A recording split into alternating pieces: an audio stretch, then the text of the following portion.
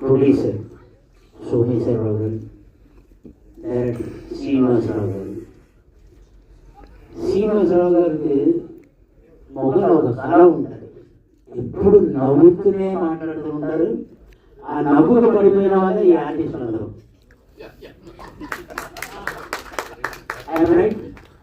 శ్రీనివాస్ గారు మొగలో ఒక కళ ఉంటుంది, నవ్వుతూనే ఉంటారు. ఆ నవ్వుకు పడిపోయిన వాళ్ళే ఈ ఆర్టిస్టులు. డబ్బులు ఇవ్వకపోయినా పర్వాలేదు మీకోసం చేస్తానని చెప్పేసి వచ్చే ఆర్టిస్టులు శ్రీనివాసరావు గారు.